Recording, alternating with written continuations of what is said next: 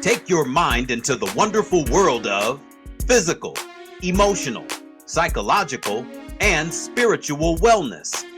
Ladies and gentlemen, welcome to the Kinetic Hour. Conversations with you and guests. With your host, Kenan Wesley Mason.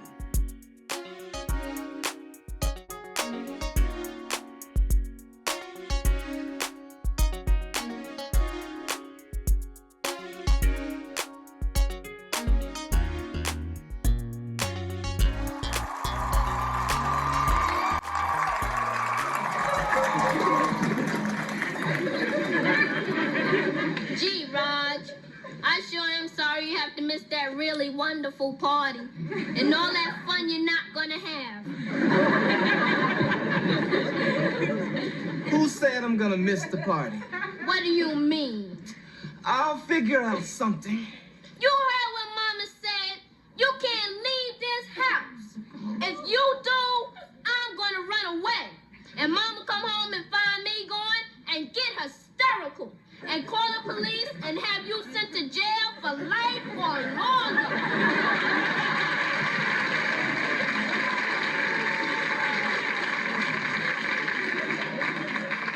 Then they'll do my life story on TV, and Cicely Tyson will play me as an old child. Now, wait a minute. She's treating us.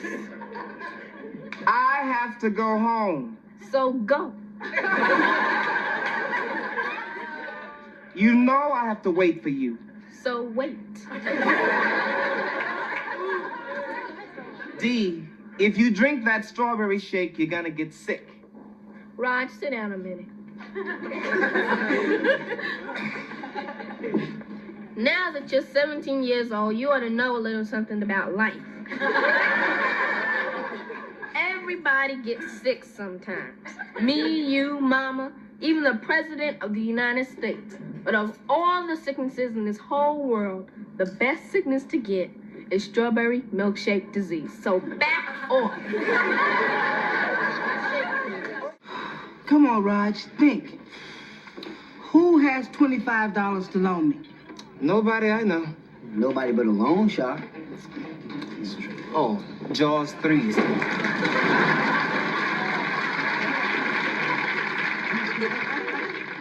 Are you really happy to see me, or did somebody jam a coat hanger in your mouth? Let me handle this, Raj. Come on over here, D. I want to have a little private talk with you, okay? Hey, Rob. Yeah. A grape soda for the young lady, please. Coming right up. Thank you. Now, D, I've never told you this before, but I've always thought of you as the dear, sweet little sister I never had. How much do you need? $25.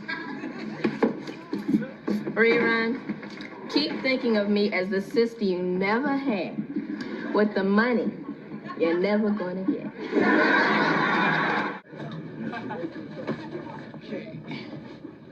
Yeah.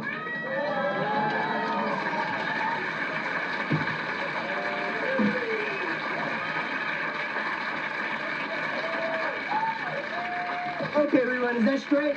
Oh, now bring your side down a little lower, Dwayne. Okay. Okay, a little bit to the left, Raj. Okay. Back to the right, Dwayne. Okay. All right, how's that? How's it? No good, it's sagging in the middle. Well, look who's talking.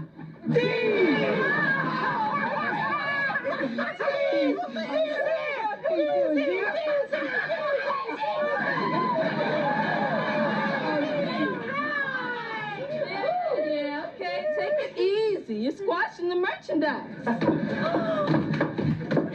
Hi, Dee. Welcome home. Nadine. Don't tell me. You must be caroling. Okay, I won't tell you. I've heard a lot about you. I've heard a lot about you, too. All lies. You know, Dee, we weren't expecting you till later. Well, I was so excited about spending a week at home that I got an early flight. Well, you should have let us know. We would have picked you up. No problem. I met this guy on the plane and he gave me a lift. You accepted a ride from a stranger? He was no stranger than any of you guys. Besides, Raj, I'm old enough to take care of myself. I can't get over how grown up you look. I can't get over how much eye makeup she's wearing. Well, would you rather see the bags under my eyes I got from studying for finals? Oh man, college must be really tough, huh? Oh no, not for Dee, it isn't. It won't be long before she'll be graduating with honors. Lighten up, will you, Raj? It's only my first semester. Give me a chance to be in a panty raid. I was in a coma for 3 weeks, and I also broke my pelvis. Fortunately for me, I had the whole summer to heal. All of my broken bones, they healed, and I was right back on the show for that final season.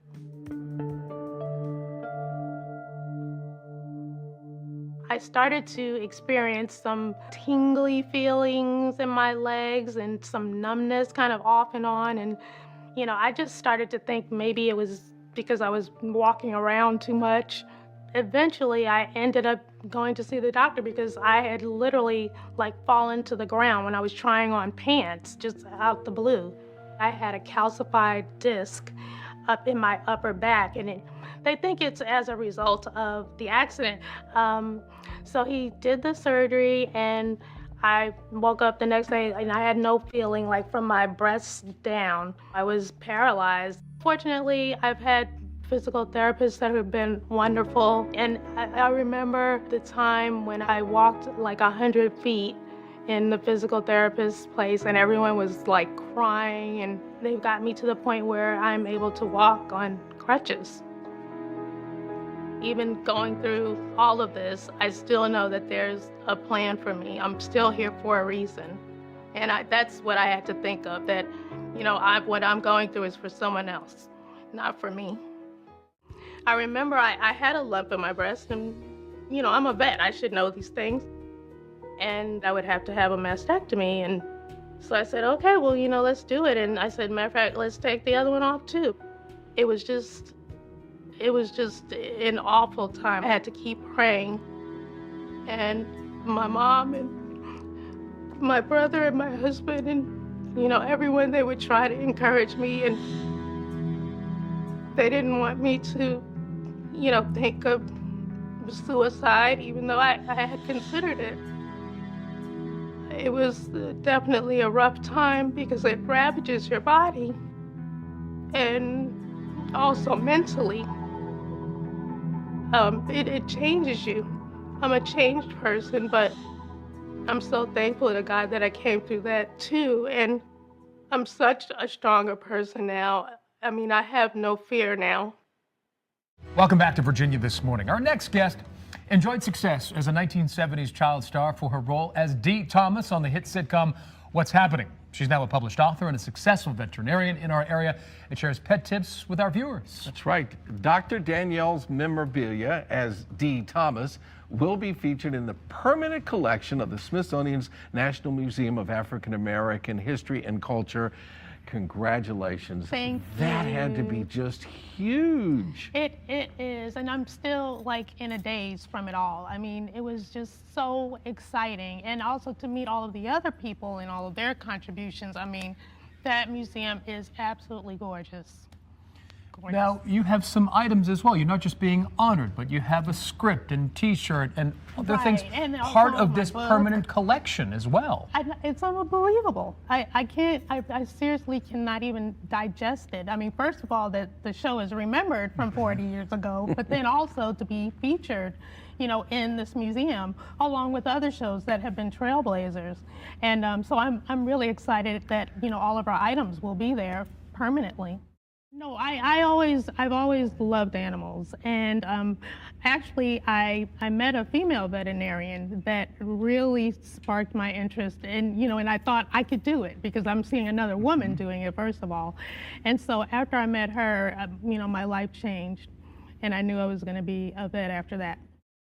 Hi, I'm Dr. Danielle Spencer Fields, and you've got compassionate animal care. When I was 9 years old, I was chosen out of 300 girls to star in a television show called What's Happening. I started to think of becoming a veterinarian probably when I was in high school. It just so happened that I wasn't going on as many auditions, so it made plenty of time for me to study. When I was 11 years old, I was involved in a car accident, and about 30 years later, I developed numbness and tingling in my leg, and then I had difficulty walking. I was paralyzed from the waist down, and that persisted for about 8 months. So certainly after having gone through all of the surgery and diagnostic procedures, it helped me to be able to relate to animal pain even more so. It made me want to try to arrive at maybe the source of the animal's pain as opposed to just treating the symptoms. If you have maybe an aging pet, some preventative measures could be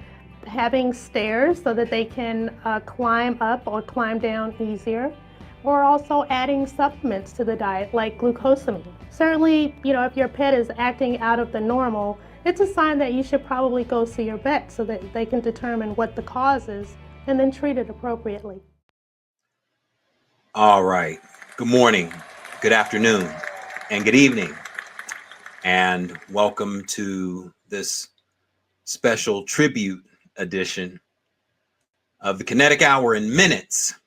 As you just saw there, I'm going to do my own rendition of a tribute to the woman that you just saw for the last 10 minutes or so. One Dr.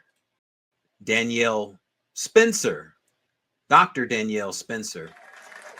And there she is in all of her glory. And she passed away. It's been about 3 weeks now, almost a month. And she was laid to rest a little over a week ago now. And I wanted to do my own tribute because I was a huge fan and an admirer of the show that she was a part of called What's Happening, which ran from 1976 to 1979. And then a reboot of that show called What's Happening Now, which ran from 1985 to 1988, if I'm not mistaken. So 3 seasons for the original and 3 seasons for the reboot of What's Happening Now. And again, I was a huge fan since childhood. I used to watch not only some of the original episodes that aired in the late 70s, but also when it went into syndication. Just been a huge fan watching the shows over and over and over again as the years went by. And even as an adult, as I'm going to show these right here, I'm just going to date myself just for a couple of minutes. So just indulge me, if you will. Because I got this right here. This right here is from season 1 of What's Happening, season 1. And actually, Danielle is not on the cover of any of these. But nonetheless, still, I was a huge fan. And here's season 2 right here. And these are all DVD versions of the show because I was such a huge fan. Here's season 3 right here. Season 3. And we watched Dee or Danielle as a teenager at that point. And then here, the reboot of the show, which was called What's Happening Now. And this is season 1 right here. And so I was a huge fan, as you can tell. I was a huge fan, and I'm still a huge fan today. And I turned my daughter on to the show a couple of years ago, and she loves the show as well at 11 years of age. And Dee and Shirley are her two favorite characters of that show. And she passed away due to prolonged complications of cancer. And as you heard, you know, she had a double mastectomy, and she was involved in a car accident when she was younger. And if you notice, she had a scar here on her forehead, which was a result of that accident. And then later, as you heard her describe, that she started having complications over time, which resulted in her paralyzation, subsequent paralyzation, and also her development of breast cancer. And I've always been a huge, if for any of you that have seen some of my past shows, I've talked pretty exclusively and in depth about cancer. I mean, I did a 4-part series on cancer awareness about 1.5 years ago, almost 2 years ago now,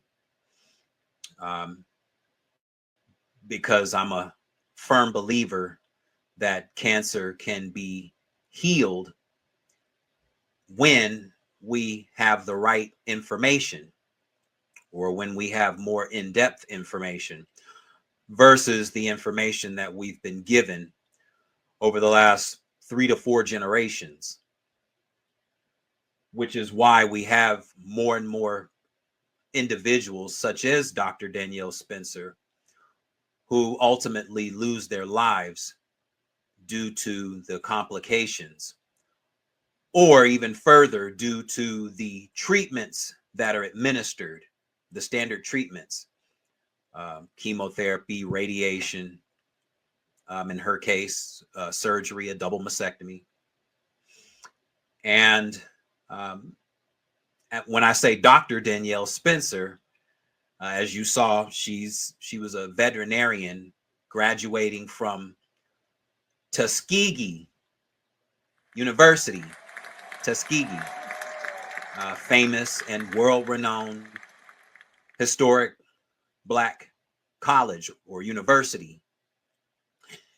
And she was well known and well respected, not only as an actress, playing that part of Dee Thomas, but she was also well respected as a veterinarian, which she was in that profession for a little over 2 decades.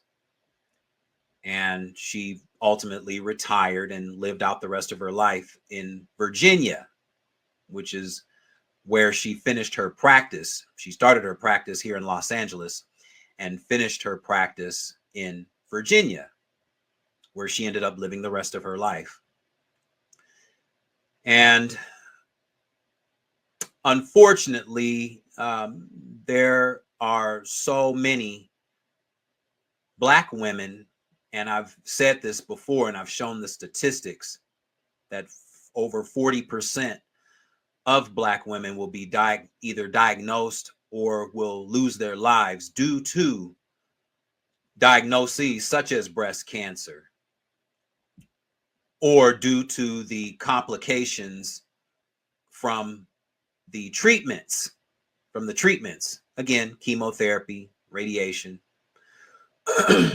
And so I'm just for a few minutes, I'm just gonna go over a few things just to give some information, because so many women are given really vague information about cancer, not only breast cancer for women, but for men, prostate cancer, which is becoming more and more prevalent today, more than ever before in history. So I'm just going to put this up on the screen here for all of you to see. I'm going to put up an article that I've had for about 1.5 years now. And it's coming from the Downey Patriot. The Downey Patriot. So I'm going to put this up on the screen here. And as you can see, the headline reads, "Our fear of cancer is outdated." And you see the subheadline below. It says, "Nearly 2/3 of all cancers can now be treated.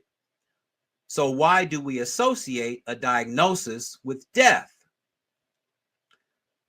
And so I'm just going to read some portions of this article here, because I think it's really interesting of some of the information and the lack of information that we're given when it comes to a cancer diagnosis. And you can see I have some of the portions highlighted here. Some of it you'll be able to see, and some of it you won't. But I'm just going to read some of this right here, because I think it's really significant when it comes to cancer, as many of us have known at least one person, whether it's family, at least one family member, and at least one non-family member that have been diagnosed with cancer of all types, whether it's in this case, breast cancer. I've known people that have had their breasts removed. My sister, her father right now is having his challenges with prostate cancer, and he's going to be having another round of what's called immunotherapy, which is a lighter form of chemotherapy. And so I'm going to read some of this article here. It says, "We have feared cancer more than any other disease since it became the number 2 cause of death in the United States in the 1920s, after heart disease. And I've always called cancer one of the big 3 here in America. Cancer, heart disease, as it says right here, and type 2 diabetes mellitus being the 3rd. Although the promise of, quote, the cure for cancer remains unfulfilled, we have made great progress. Cancer mortality in the United States is down 33% in just the past 3 decades. As many as 2/3 of all cancers can now be treated as chronic conditions or cured outright. When a national survey asked people for the first word that comes to mind when they hear the word cancer, more than half replied death. That's the first word that comes to mind when people even utter the word cancer. They think it's an automatic death sentence. And indeed, this family of more than 200 types of disease continues to be a cruel killer of roughly 600,000 Americans a year. We now know that tens of thousands of common breast, prostate, and thyroid cancers that are detected early never go on to do any harm. People, quote, overdiagnosed with these types of cancer are understandably frightened and usually choose more aggressive treatments than their clinical conditions require. Again, the chemotherapy, the radiation, because this is all that we've been conditioned to believe are the answers to healing cancer, no matter where it shows up in the body. And to continue, we spend an estimated $5.2 billion a year on such clinically unnecessary treatment, which is 3% of the total spent on all cancer care annually. $5.2 billion a year. 5.2 billion. I mean, that's pretty amazing. That's how much is spent on cancer, either cancer treatment or just on cancer research. Cancer research. The Centers for Disease Control and Prevention reported that in 2017, nearly 16 million people were screened for cancer, even though they were younger or older than those for whom screening is recommended, based on who is more likely to be helped or harmed. And so to continue, we spend billions on organic food, vitamins, and supplements, as well as many other products that promise to reduce our risk of cancer, but don't. As we know that many of the supplements that we purchase are not all that what they promise to be. And you could just look on the back of many of your supplements that you purchase, especially those that are purchased in your convenient stores, whether it's a CVS or a Walmart, Target, any of these places that sell over-the-counter medications. Most of them are not what they're marketed to be. So the public has voted against fluoridating the drinking water in public supply systems, serving 30% of Americans, despite the lack of evidence to support the fear that fluoridation is a cancer risk, which many people dispute that claim, because when you go to many countries in Europe, fluoride is outlawed because it's been proven to be harmful to the body, harmful to the liver, harmful to the kidneys, and including that of cancer development, fluoridation in the water. But leave it up to here in America, where we love to go against the grain, but then we see so many people that, again, continue to have these diagnoses over and over again as the numbers keep increasing year after year after year, decade after decade. And we still allow these harmful substances or these harmful solutions to still be administered and to still be legal here in the United States, when in other countries they're outlawed. But then we want to make America healthy again, right? Heart disease kills roughly 15% more people than cancer each year. Yet the National Cancer Institute's budget is $7.3 billion, while the National Heart, Lung, and Blood Institute spends only about $2 billion researching and working on prevention of heart disease, as there is no war on heart disease. There's no war on heart disease. There's been a war on cancer since 1972. And I've said this quite a few times on this show. 1972, during the Richard Nixon administration, the war on cancer. Oh, gosh. War on illness, war. And we see what results we get when we have a war on illness. We cannot absolutely cure cancer, which is a false statement in itself. It's a false statement because there are plenty of people that have healed themselves of cancer. There's plenty of documentaries, past and present, where individuals have healed themselves of their cancer diagnosis, and it's documented on paper from physicians. Nor will we ever entirely erase our cancer phobia. The disease is an intrinsic product of our biology. The fear is driven by ancient psychological instincts.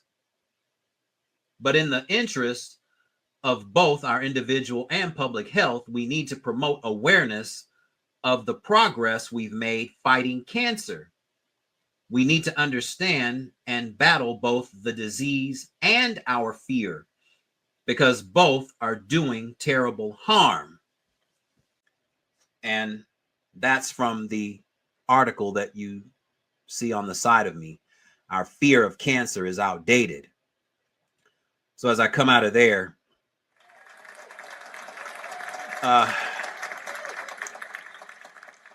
and I've said this time and time again, and I'll say it again, that cancer can be healed without drugs and without surgery. And in many cases, even at a stage 4 level of diagnosis or progression, cancer can be healed.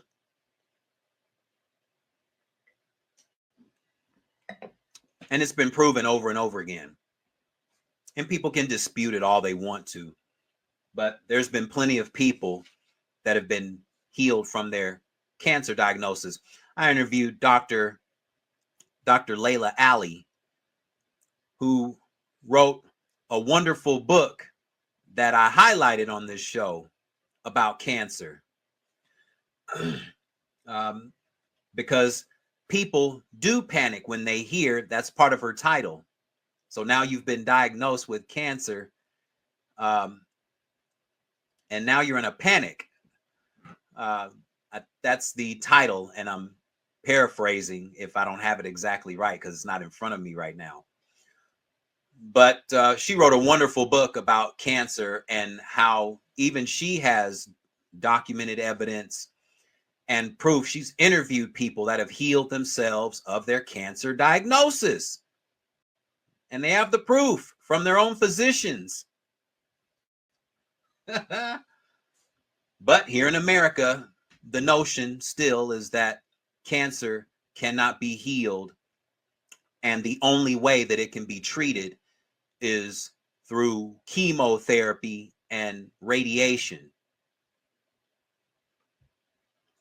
And we have all these conglomerate institutions that we keep taking our family members and friends so they can have these treatments, versus learning the root cause of why the cancer developed in the first place, whether it was something environmental or whether it was something internal as far as our emotional stresses or our emotional hurts or our emotional traumas that we've never verbally expressed.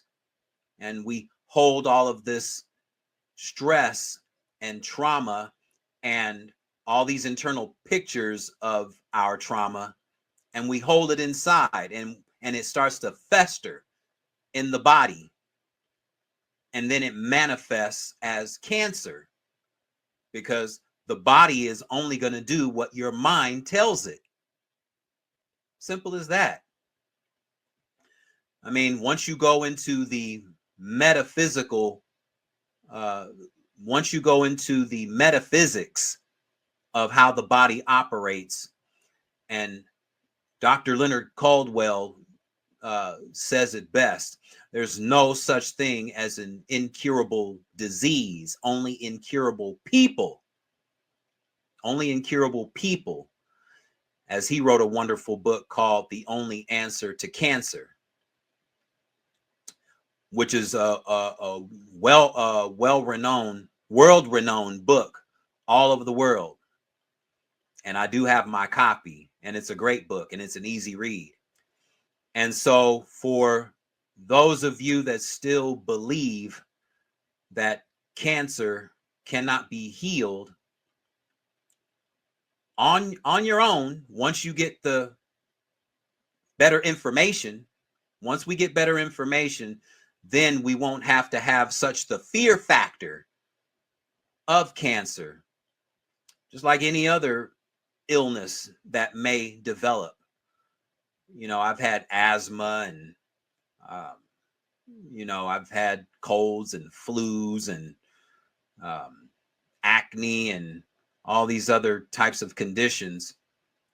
I've never developed cancer. But in order to prevent cancer, I've learned over the years that there are not only ways to prevent the cancer diagnosis or ways to prevent cancer from developing,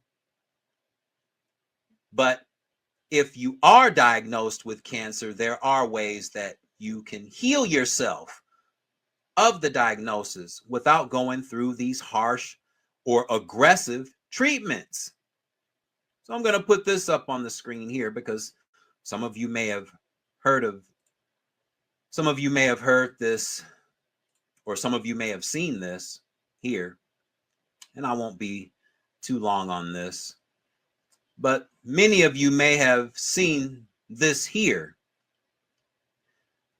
And as you can see, this is former supermodel and actress Elle Macpherson from Australia, well-known supermodel from the late 80s and all throughout the 90s. And she was diagnosed with breast cancer 7 years ago, or 8 years ago now, because this article is almost a year old now. But you can see the headline reads, Elle Macpherson refused to have chemotherapy after breast cancer diagnosis. And as you can see, and I'm going to go to the article here, and you can see the subtitle, supermodel says she is in remission after being diagnosed 7 years ago and rejecting some aspects of conventional medicine. And I'm not going to go through the whole article here, but you can see that she was diagnosed, as it says right here, the Australian supermodel and actress, or an actor, who rose to fame in the 1980s, is publishing a memoir, Elle, Life Lessons and Learning to Trust Yourself, in which she says she took a holistic approach to the illness, going against the advice of 32 doctors. 32 doctors. Elle Macpherson says 60, she's now 62, said doctors advised her to undergo a mastectomy with radiation, chemotherapy, hormone therapy, and reconstruction of her breasts. But in February 2017, when she was married to a Florida developer, Jeffrey Scoffer, she decided against conventional medicine. She decided against conventional medicine. And so as it reads here, and I'm going to read this because this is kind of significant as well. Instead, Macpherson, the founder of the beauty and wellness firm Wellco, rented a house in Phoenix, Arizona for 8 months, where she holistically treated, and they have that in quotes, holistically treated her cancer under the guidance of her primary doctor, a doctor of naturopathy, a holistic dentist, an osteopath, a chiropractor, and 2 therapists. Therapists possibly meaning 2 counselors or psychologists. In June 2017, Macpherson and Sofer, separated. And later that year, she began dating the disgraced anti-vaxxer Andrew Wakefield, though they have since split. And so, and they put that there, obviously, because Dr. Andrew Wakefield was under a lot of controversy over a decade ago now for his scientific research that the measles, mumps, and rubella schedule is linked to autism. And he's not the only one that's come to this conclusion. And he's not the only one that's done this research as well. But because he went public with his findings, he was pretty much vilified in the media. And I got to see this myself. And I got a chance to meet Dr. Wakefield as well. I got a chance to meet Dr. Wakefield in, I got a chance to meet Dr. Wakefield in 2010 at the Health Freedom Expo in my hometown of Long Beach, California. And really, really nice guy, really approachable. And I got to hear him speak for a few minutes on the topic of autism and the relation with the measles, mumps, and rubella vaccine. And so this article here, what it looks like, it's implying that because she was involved professionally and personally with Dr. Andrew Wakefield, that somehow she has, taken a turn for the worst for herself by even associating with someone like Dr. Andrew Wakefield. How could she possibly do something like that when he's been disgraced amongst all of the medical community, right? As she was diagnosed with what's called, get this, HER2 positive estrogen receptive intraductal carcinoma, a type of breast cancer. All of that for a breast cancer diagnosis. These long medical terms. And she did have a lumpectomy because she had a lump in her breast, and she ultimately had the lump removed. She didn't have the surgery, or she didn't have the chemotherapy, she didn't have radiation, but she did have the lump removed. And then she started doing her own treatments, as I just mentioned, for 8 months. And after all of that, she's still alive and well. She's still alive and well, and she's thriving. She's alive and well and thriving. And her cancer has not come back. Again, when you're given the opportunity to do something different and given the opportunity to take a different approach, because Elle Macpherson, she made a choice. She made a choice. Just like Dr. Danielle Spencer, she made a choice. She made a choice. And ultimately, Dr. Danielle Spencer, unfortunately, lost her battle with cancer. And it's unfortunate. But because of the conditioning, again, the conditioning that we've had for the last 4 to 5 generations, the conditioning tells us when you have a cancer diagnosis, the first and only treatment is chemotherapy and radiation. In the case of Elle Macpherson, she had a mild surgery to remove the lump in her breast, but after that, she made a choice to take a different approach. And obviously it's worked for her because she's still alive and well. So, and I'm making these distinctions because it needs to be noted that there are people on the planet and right here in America that have healed themselves of their cancer diagnosis, no matter where it shows up in the body. No matter where it shows up in the body.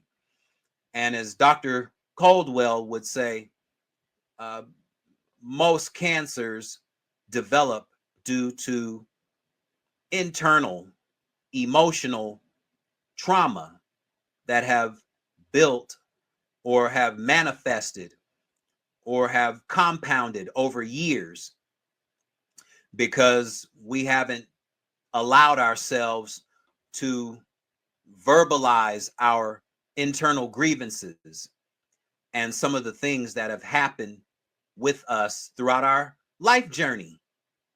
And when we hold all this stuff in, it will project itself as illness somehow, some way. So to close, just know that there is no such thing as an incurable illness. I mean, even on social media, and there are many YouTube channels that talk about just this.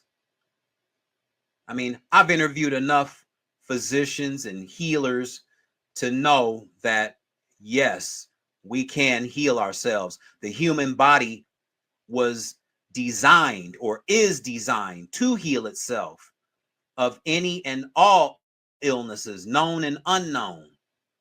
Known and unknown. So for those of you that have been diagnosed, just know that you can make whatever decisions you feel are right for you, but also know that you don't have to bombard yourself with the treatments of chemotherapy and radiation, because you do have other options. You do have other options. Matter of fact, in the series that I did, the 4-part series, I put up plenty of facilities that you may want to consider from all over the world, and a couple of them are right here in the United States that you may want to consider looking into if you or someone that you know has had a cancer diagnosis, because they do exist. It's just a matter of attaining or acquiring the information, because that's all it's about. You know, the lack of information is what's harming us the most, the lack of information. So to Dr. Danielle Spencer, wherever you are in the universe, I'm pretty sure that you're taking your consciousness and your spirit, wherever it's ended up in the universe, and taking care of the animals in other parts of the cosmos, wherever you are, because I know that was your passion. Or you may be doing some other acting somewhere else. I don't know. But wherever you are, just keep your healing spirit alive for the animals, because many animals are diagnosed with cancer as well. Many animals are diagnosed with cancer. Many animals do end up, domestic animals specifically, many domestic animals do develop cancer. Many domestic animals do develop diabetes. Many domestic animals do develop arthritis. So, in tribute to Dr. Danielle Spencer, I salute you for all of your contributions, not only to the world of acting and Hollywood, because you'll be best remembered as Dee Thomas, but also for you going and coming out of Hollywood and taking a totally different route to do what you loved, and that was taking care of animals. So to everyone listening and watching, and to Dr. Danielle Spencer, I say salute to you, and until next time.